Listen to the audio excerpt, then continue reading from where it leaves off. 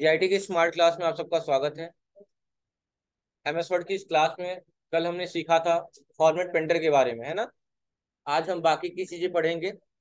और आपने देखा होगा कि वर्डपैड में और अभी जो पढ़ रहे हैं हम लोग विन वर्ड एमएस वर्ड जो पढ़ रहे हैं उसका स्टार्टिंग का जो ग्रुप है वो मैच कर रहा होगा सेम टू सेम। कुछ चीजें हैं जो अलग दी हुई हैं, लेकिन फिर भी हम लोग शुरू से पढ़ेंगे ताकि जो पढ़े होंगे एक बार रिवीजन हो जाएगा। ठीक है, विन वर्ड टाइप करेंगे और इंटर। ठीक है, तो यही पढ़ रहे थे हम लोग। और हमने एक पहला ग्रुप पढ़ लिया था, क्या नाम था पहले ग्रुप का? क्लिपबोर्ड ग्रुप, जिसमें कितनी चीजें हमने पढ़ा था? चार चीजें बताया गया था। अरे यार, कुछ बताया गया था ना कि कट हो या कॉपी हो। कट कॉपी में अंतर क्या है और पेस्ट दोनों में कॉमन है। और एक्स्ट्रा बताया गया था क्या? फॉर्मेट पेंटर के बारे में। क्या बताया गया था? फॉर्मेट पेंटर के बारे में। और आपने पढ़ा था फॉर्मेट पेंटर का काम क्या होता है? क्या होता है फॉर्मेट पेंटर का काम? किसी भी फॉर्मेटिंग को कॉपी करता है और उसकी मदद से हम उस फॉर्मेटिंग को किसी अन्य पैराग्राफ या लाइन या वर्ड पे क्या कर सकते हैं? फॉर्मेटिंग अप्लाई कर सकते हैं। ठीक है, चलिए अगला ग्रुप है हमारा। उसका नाम क्या है? Font group. क्या है? Font group. फिर से वही चीजें रिपीट होंगी। पहला दिया है बोल्ड। अभी जानते हो बोल्ड का मतलब क्या होता है? कि कोई वर्ड लिखा हुआ है, जैसे मैंने लिख दिया जीआईटी और मैंने इसको सिलेक्ट वाइट। पागल है क्या यार, वीडियो नहीं बंद कर रहा है कौन है?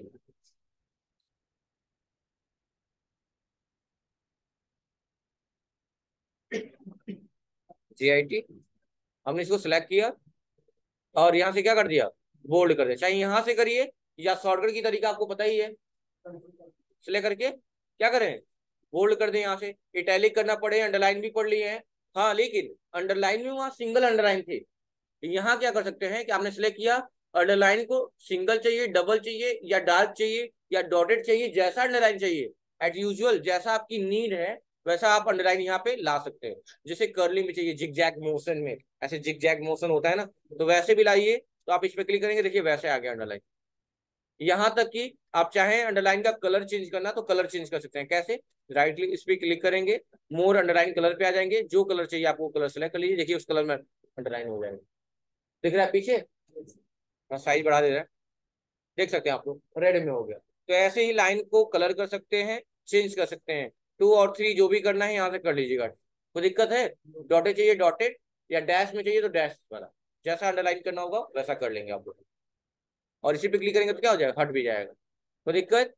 उसके बगल में क्या है? Strike through. ये पहले भी बताया गया है, एक बार फिर से रिपीट कर रहा हूँ। स्ट्राइक थ्रू का मतलब होता है कि एक फॉर्मेटिंग है टेक्स्ट को काटने की। जैसे कि मैंने सेलेक्ट किया और स्ट्राइक थ्रू पे क्लिक कर दिया, देखिए एक फॉर्मेटिंग है, बीच से काट दिया जाता है। ऐसी जरूरत पड़ती है हमें जब कोड वाली चीजें होती है, लीगल वाले, उसमें जरूरत पड़ती है डॉक्यूमेंट में ऐसा। तो आप इसका यूज कर सकते हैं, लेकिन हाँ याद रखिएगा इसकी कोई शॉर्टकट की नहीं होती है। इसकी होती है कंट्रोल+B। सब लिख भी रहा है, देखिए शॉर्टकट की भी लिख रहा है। कंट्रोल+B बोल्ड के लिए, इटैलिक के लिए कंट्रोल I, अंडरलाइन के लिए कंट्रोल U। सब शॉर्टकट के लिखा है। अगर कोई छूट गया होगा, आप नहीं भी लिखे होंगे, तो जाइएगा लैब प्रैक्टिकल टाइम में कॉपी लेके लिखते रहिएगा। ठीक है, स्ट्राइक थ्रू के लिए कोई शॉर्टकट की नहीं है यहाँ पे। ठीक है, नेक्स्ट देखिए क्या है। X2 बताए थे ना आप लोगों को, सबस्क्रिप्ट बोलते हैं। क्या बोलते हैं इसको? सबस्क्रिप्ट बोला जाता है। X2 को बोला जाता है सबस्क्रिप्ट। और इसको क्या बोला जाता है? इसको क्या बोला जाता है? Super script. क्या बोला जाता है? Super script. और इसको बोला जाता है सबस्क्रिप्ट। और शॉर्टकट की देखिए वहां दिया हुआ है, क्या दिया हुआ है सबस्क्रिप्ट के लिए? कंट्रोल+= देखिए, कंट्रोल+= दिख रहा है ना। और इसके लिए देखिए क्या दे रहा है? कंट्रोल+Shift++। ये पहले भी लिखवाया गया है, अगर नहीं लिखे होंगे तो लिख लीजिए। सब लोग लिखे हैं ना वर्ड पैड में? आप नहीं लिखे होंगे, निकिता नाम है, लिखिए, डेली आया करिए पढ़। कंट्रोल+Shift++। कोई दिक्कत है? ठीक है, अब हम चलते हैं ऊपर। वो है हमारा ग्रो फॉन्ट। ग्रो का मतलब क्या होता है? देखिएगा जो ए बना हुआ है, दोनों ए ही बने हुए हैं, दोनों पे ए बना हुआ है, लेकिन फर्क क्या है? जो ऊपर जो आइकन बना हुआ है उसके, एक में ऐसे बना हुआ है ट्राइंगल टाइप का, और एक में उल्टा ट्राइंगल बना हुआ है। तो ये ऊपर जैसे बना हुआ है इसको बोलते हैं ग्रो फॉन्ट। क्या बोलते हैं? Grow font. और जो नीचे जैसे बना हुआ है उसे क्या बोलते हैं? Shrink font. क्या बोलते हैं? Shrink font. और उसकी शॉर्टकट की क्या होती है? कंट्रोल+, बड़े के लिए और लेस देन छोटे के लिए। लेकिन जब यूज करते हैं तो शिफ्ट का भी यूज करना पड़ता है। क्यों? क्योंकि ये बात मैंने बताया था कि जिस बटन पे ग्रेटर देन का सिंबल बना होता है उसमें दो चीजें होती हैं, ग्रेटर देन भी होता है और फुल स्टॉप भी होता है। और इसी पढ़े हैं हम कि कभी भी जिस बटन पे दो चीजें बनी होती हैं, अगर उस बटन को सिंगल दबाएंगे तो नीचे वाली चीजें आती हैं, और शिफ्ट के साथ दबाएंगे तो बता यूज करते हैं तो कंट्रोल शिफ्ट ग्रेटर देन, लेकिन बताएंगे तो सिर्फ कंट्रोल प्लस ग्रेटर देन, या कहीं क्वेश्चन आता है एग्जाम में तो उस टाइम भी कंट्रोल प्लस ग्रेटर देन ही सिलेक्ट करेंगे। कैसे, आप खुद देख लीजिए, मैं इसको मिटा दे रहा हूँ। आप देख सकते हैं जैसे मैं पॉइंटर ले जाऊंगा वहां शॉर्टकट की बताएगा।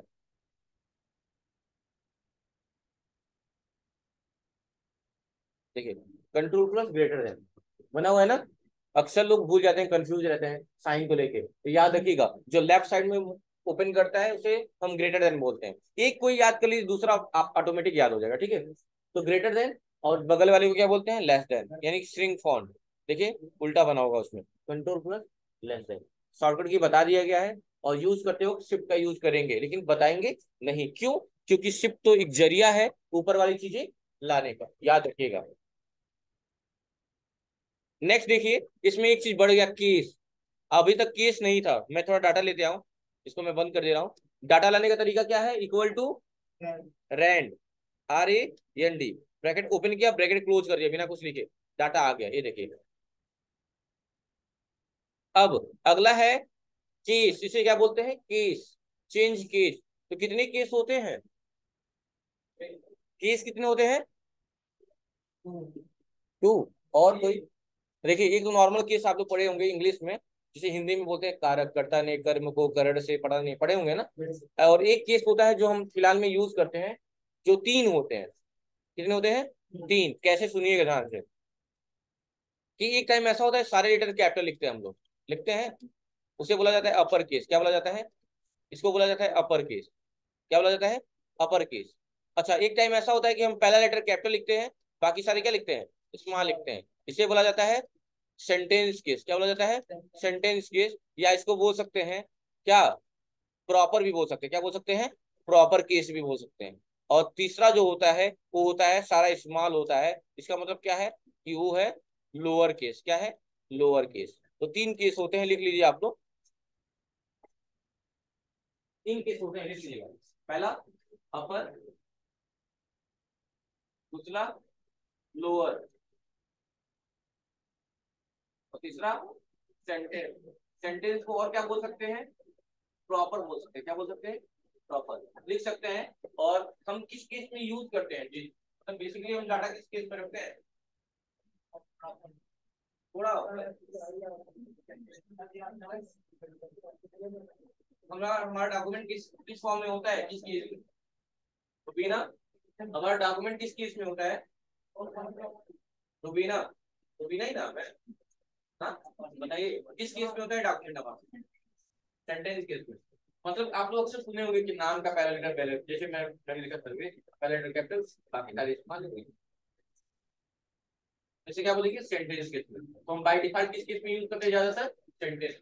लोअर का मतलब सारे स्मॉल, और अपर का मतलब सारे कैरेक्टर, सारे लेटर।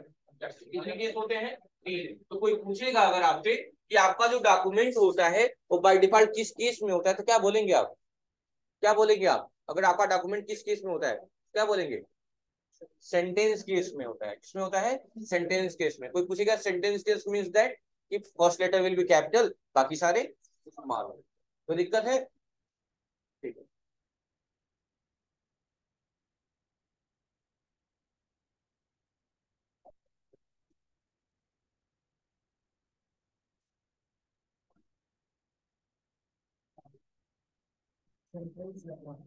हाँ सेंट, प्रॉपर इसलिए मैंने बता दिया ना, क्योंकि जब एक्सेल पढ़ेंगे आप इसके बाद ना, तो वहाँ फार्मूला जो आता है प्रॉपर के नाम से ही आता है, इसलिए अभी से जान जाइए, ज्यादा बेहतर है।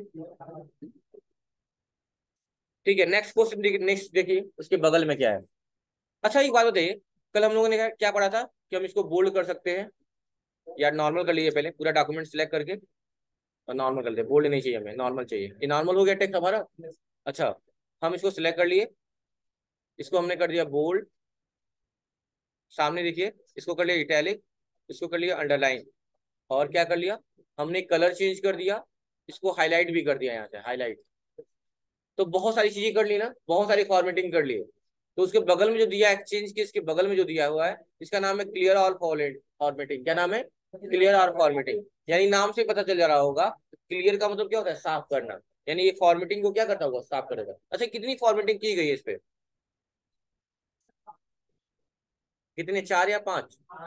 5। कौन कौन से? बोल्ड है, इटैलिक है, अंडरलाइन है, फॉन्ट का कलर चेंज किया गया है, और हाईलाइट किया गया है। ओवरऑल 5 हुए हैं, ठीक है। तो क्लियर फॉर्मेटिंग ऑल करने से पांचों क्लियर होनी चाहिए नॉर्मली। हम क्लियर करते हैं, देखिएगा ध्यान से। सब कुछ हुआ, सिर्फ एक चीज नहीं हुआ, क्या? बैकग्राउंड। बैकग्राउंड को मतलब उसने क्लियर नहीं किया। तो आप एक लाइन लिख सकते हैं क्लियर फॉर्मेटिंग के बारे में, कि जो क्लियर फॉर्मेटिंग होता है वो टेक्स्ट की फॉर्मेटिंग को क्लियर करता है, उसके बैकग्राउंड को नहीं। ऐसा लिख दीजिए।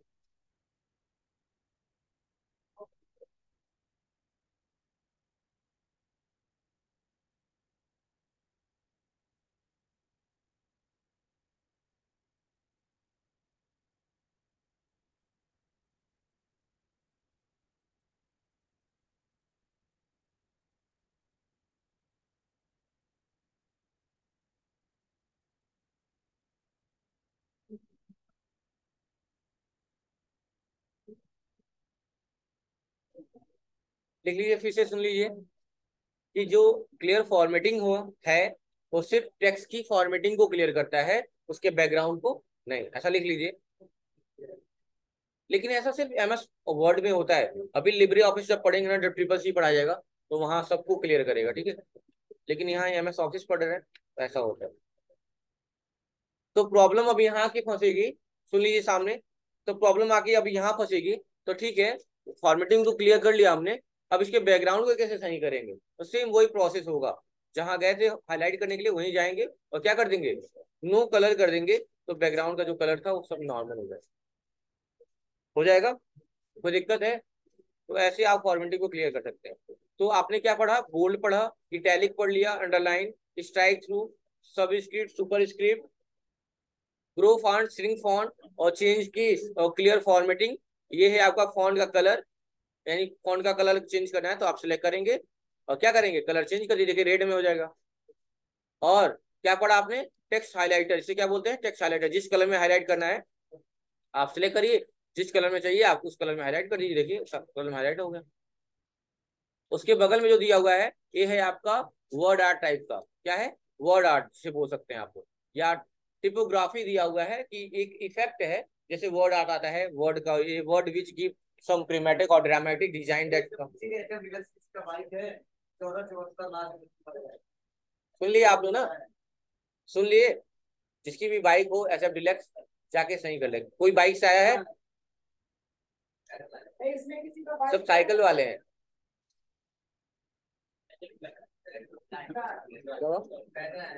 Very good. चलिए साइलेंट हो जाइए अब। तो सुन लीजिए बात। तो आप यहाँ से चेंज कर सकते हैं, जो भी चेंज करना है। सबसे पहले सेलेक्ट कर लेते हैं, इसको हटा दें, नो कलर। और ये क्या करता है देखिए, ये रिफ्लेक्शन डालता है किसी भी चीज पे, किसी भी वर्ड पे। अगर कोई मान लीजिए वर्ड ले लिया हमने और लिखेंगे, तो जो भी लिखेंगे देखिए कैसा लिख रहा है वो। देख रहे हैं ना? इसको बोलते हैं वर्ड आर्ट। आगे भी पढ़ेंगे, वर्ड आर्ट का डेफिनेशन दे सकते हैं आप, कि ए वर्ड विच गिव सम प्रीमेटिक और dramatic design that is the called word art. मतलब कि कोई भी शब्द को जो, जैसे कि नॉर्मली आपने समझा होगा कभी, कि जैसे मैंने यस बनाया, ये भी नाम है, यस लेटर है, लेकिन मैंने इसको थोड़ा सा डिजाइन बना दिया, थोड़ा सा मैंने ऐसे कर दिया।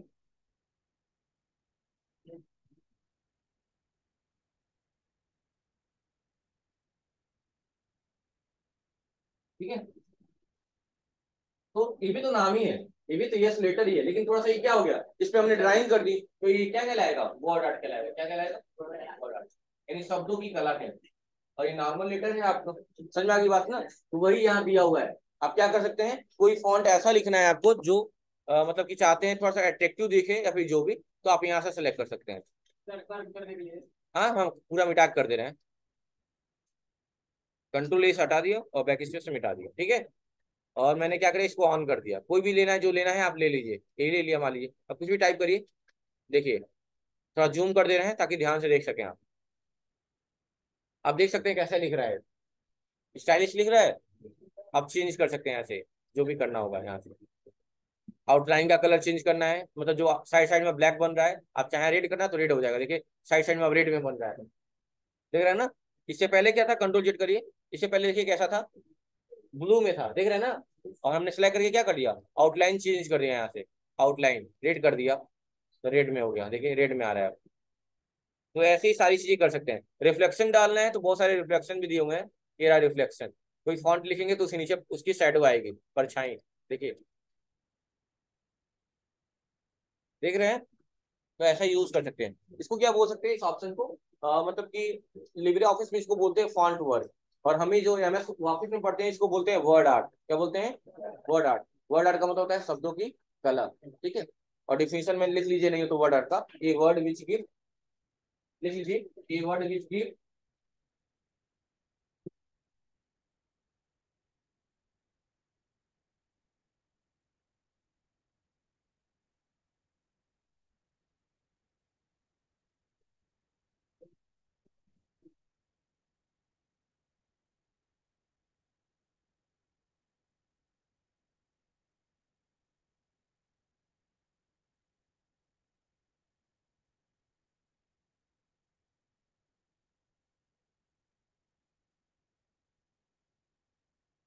ए word which give some dramatic और ड्रामेटिक डिजाइन।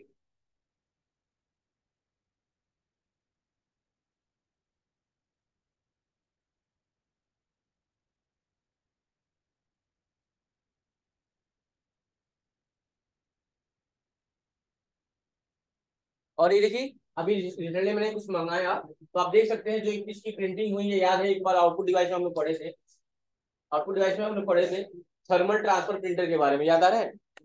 तो मैंने कहा था ना, उसका लिखा हुआ मैटर ज्यादा टाइम तक टिकता नहीं है। थर्मल ट्रांसफर प्रिंटर, याद आ रहा है, थर्मल ट्रांसफर प्रिंटर। तो इसका लिखा हुआ मैटर ज्यादा टाइम तक टिकता नहीं है, after some time it will be disappear, मतलब कि कुछ टाइम के बाद क्या हो जाता है, गायब हो जाता है। तो इसी से प्रिंटिंग होती है इसकी। कुछ टाइम के बाद अपने आप गायब हो जाएगा, जितने भी मैटर लिखे हुए ना सब गायब हो जाएंगे।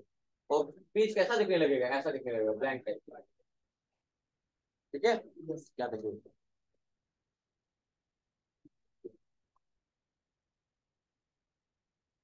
ठीक है, हो गया ये आपका। तो फाइनली आपका क्या हो गया, ये खत्म हो गया। कुछ चीजें हैं कॉमन है, लिख लीजिए कि जब हम एमएस वर्ड ओपन करते हैं तो जो फॉन्ट की साइज होती है बाय डिफॉल्ट कितनी होती है, तो लिख लीजिए जो डिफॉल्ट साइज होती है फॉन्ट की। फॉन्ट का मतलब क्या होता है, फॉन्ट का मतलब क्या होता है अलीना, फॉन्ट का मतलब, हाँ, कोई टेक्स्ट या अक्षर, हाँ सही है। फॉन्ट, इसका डिफॉल्ट साइज जो होता है 11 होता है, 11।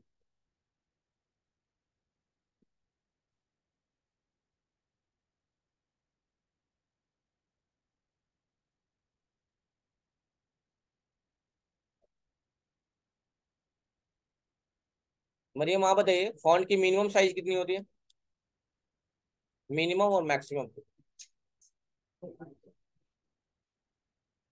मिनिमम होती है 8, कितनी होती है, 8, और मैक्सिमम होती है 72। और बाय डिफॉल्ट कितनी होती है, 11, लिख लीजिएगा। फॉन्ट की मिनिमम साइज 8 होती है, मैक्सिमम 72, और बाय डिफॉल्ट जो होती है वो होती है 11, फॉन्ट की साइज, ठीक है।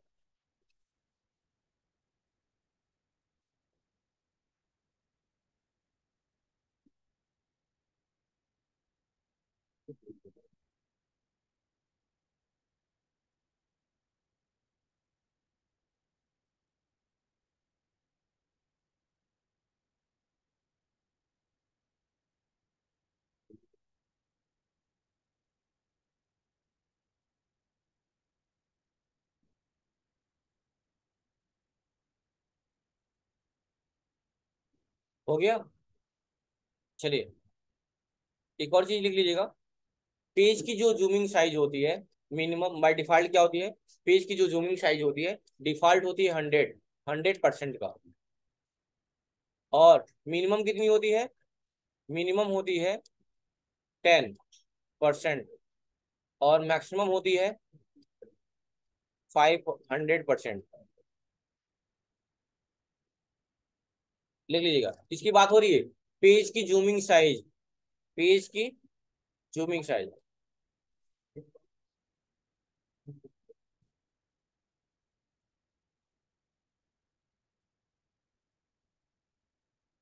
डबल ओ रहेगा।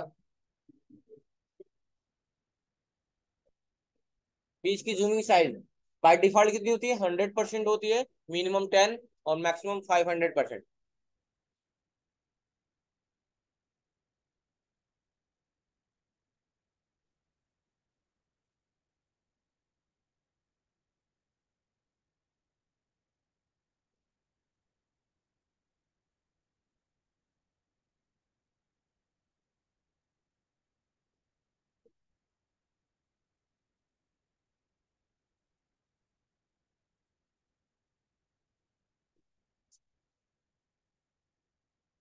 हो गया।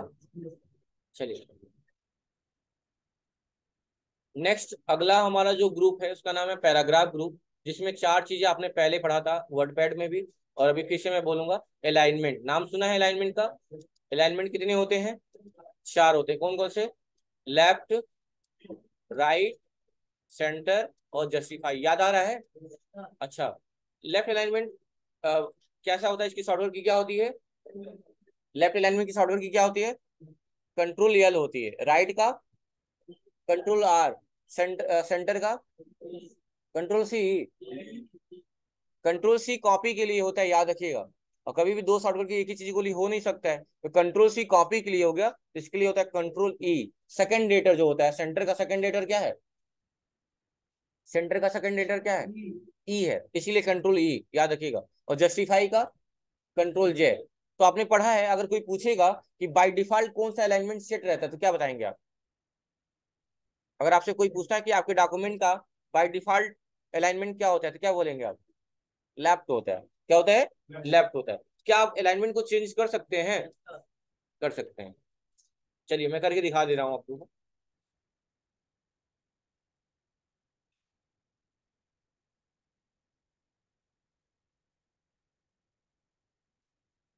चलिए, equal to rand, bracket open और ब्रैकेट क्लोज। ये डाटा आ गया, देखिएगा, ये डाटा आ गया। और देखिए हाईलाइट कौन सा अलाइनमेंट है, अभी देखिए कौन सा अलाइनमेंट हाईलाइट है? लेफ्ट वाला, कंट्रोल एल। क्योंकि लेफ्ट की सारी चीजें इक्वल है, देख सकते हैं आप लोग। मैंने सेलेक्ट कर लिया, कंट्रोल ए से सेलेक्ट कर लिया, और मैंने क्या कर दिया, इसको लेफ्ट के बगल में सेंटर दिया हुआ है। सेंटर का मतलब कंट्रोल ई। देखिए ना इधर बराबर है, ना इधर बराबर है। अच्छा, राइट कर देते हैं, तो क्या हो गया? राइट साइड की चीजें इक्वल हो गई, देख रहे हैं ना, राइट साइड की सारी चीजें इक्वल हो गई। इसे क्या बोलते हैं? Right alignment. और जस्टिफाई करेंगे तो क्या होगा? इधर भी बराबर हो। समझ में आ गया ना? यही अलाइनमेंट होता है। लेकिन बाय डिफॉल्ट कौन सा अलाइनमेंट सेट रहता है? लेफ्ट। हम लिखना किधर से स्टार्ट करते हैं? लेफ्ट। बैक स्पेस किस साइड की चीजों को मिटाता है? लेफ्ट। और डिलीट बटन राइट साइड की चीजों को मिटाता है। बस इतना ही। कोई दिक्कत? ठीक है। उसके बगल में दिया हुआ लाइन स्पेसिंग। लाइन स्पेसिंग का मतलब जानते हैं आप लोग? लाइनों के बीच की स्पेस की बात कर रहा है। अभी देखिए कुछ ना कुछ स्पेस है। अच्छा, बाय डिफॉल्ट कितनी होती है?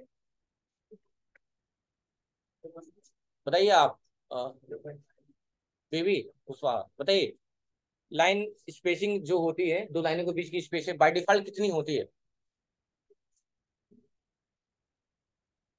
अलीना बताओ, बताइए। आप बताइए, आप बताइए। मार, पन्ने मत पलटे। बताओ अंशु, अंशु नाम है, बताइए। संजय, 0.5। आपका क्या नाम है? नीतीश, बताइए नीतीश। 1.15। पन्ने पलट गए लग रहा है। सही है ना? ठीक है, बैठ जाइए। 1.15 होते, बैठ जाइए आप भी। कहाँ से करेंगे? इस पे क्लिक करेंगे। 1.15 है अभी। हम चाहे तो इसको बढ़ा सकते हैं, देखिए बढ़ रहा है, बढ़ रहा है। 2.5, 3, देखिए लाइनों के बीच की स्पेस हो गई ना काफी, ये वाली स्पेस। बाय डिफॉल्ट कितनी होती है? 1.15 होती है। क्या होती है? वन वन काफी क्लोज आ गया। 1.15, 1.5, 2, 2.5, 3, देख रहे हैं ना? आप कर सकते हैं इसको। तो दिक्कत है? ठीक है, तो लाइन स्पेसिंग समझ में आ गया ना? लाइन स्पेसिंग क्या होता है? दो लाइनों के बीच की जो स्पेस होती है उसे हम क्या बोलते हैं? लाइन स्पेसिंग बोलते हैं।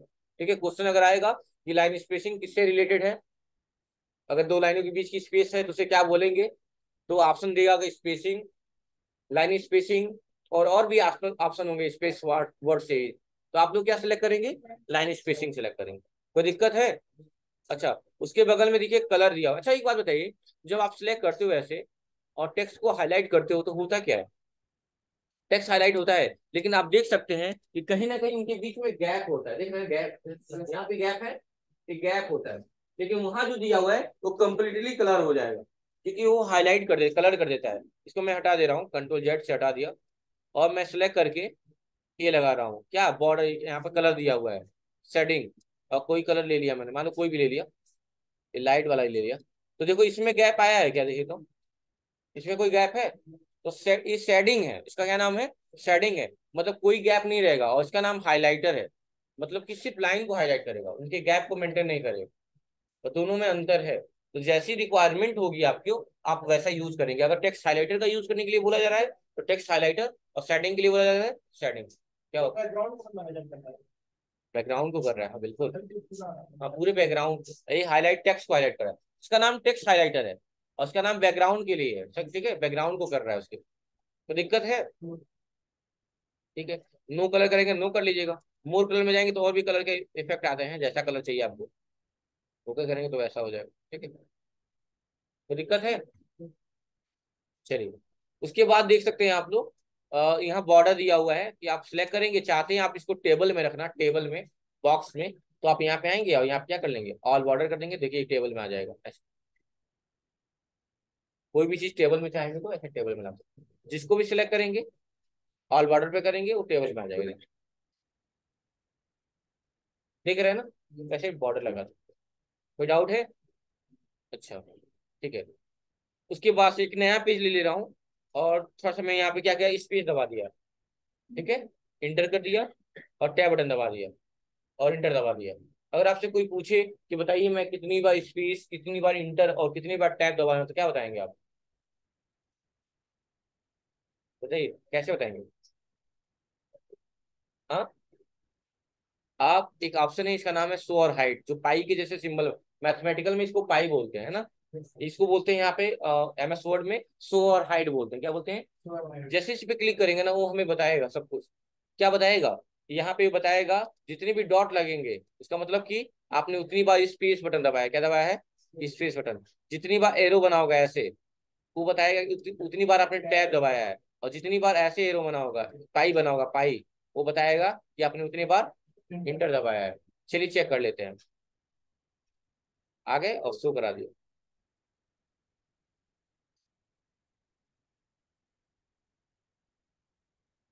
ठीक है, बता रहे कि नहीं बता रहे, जितनी बार डॉट है उतनी बार हमने स्पेस दबाया था, फिर इंटर किया था, तो बता रहा है पाई हो गया। और फिर मैंने टैब टैब दबाया था, टैब दिखा रहा है, और पाई। तो आप भी लिख लीजिएगा, डॉट इंडिकेट करता है स्पेस को, एरो इंडिकेट करता है टैब को, और पाई इंडिकेट करता है इंटर को। इंटर मतलब जानते होंगे आप, टू चेंज द लाइन।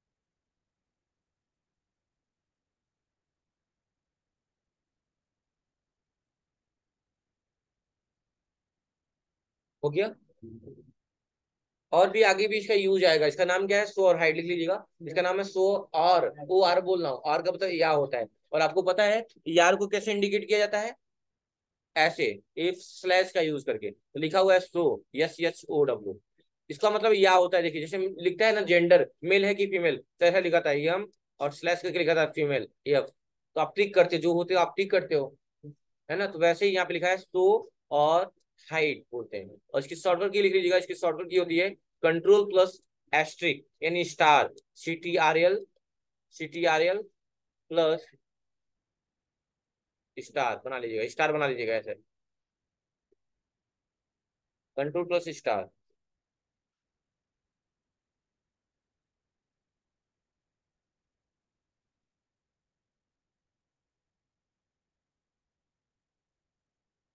ठीक है।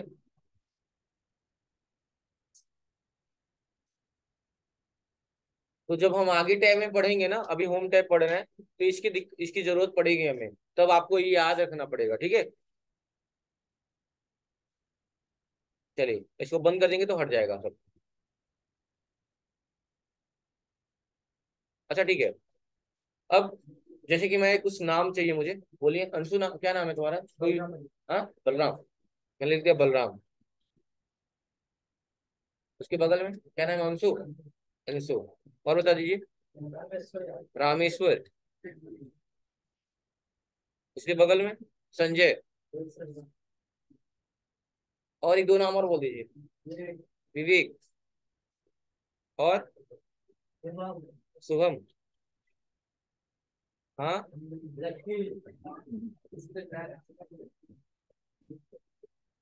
आराम से। हाँ फिर एक और नाम बोल दीजिए कोई। विनय, चल ठीक है। अच्छा एक बात बताइए, हमने नाम लिख दिया ऐसे रैंडमली, कोई भी नाम जो बोला गया लिख दिया, लेकिन सडनली सर आके मुझे बोले कि सर्विस से काम करो, इसको एडजस्ट करो, क्योंकि अटेंडेंस कभी भी होता है तो अल्फाबेटिकल होता है। रोल नंबर भी बनते हैं तो कैसे बनते हैं? अल्फाबेटिकल। यानी कि पहले ए वाले बच्चे आते हैं, फिर बी वाले आते हैं, फिर सी वाले आते हैं, फिर डी वाले आते हैं। यही ना स्टेप होता है।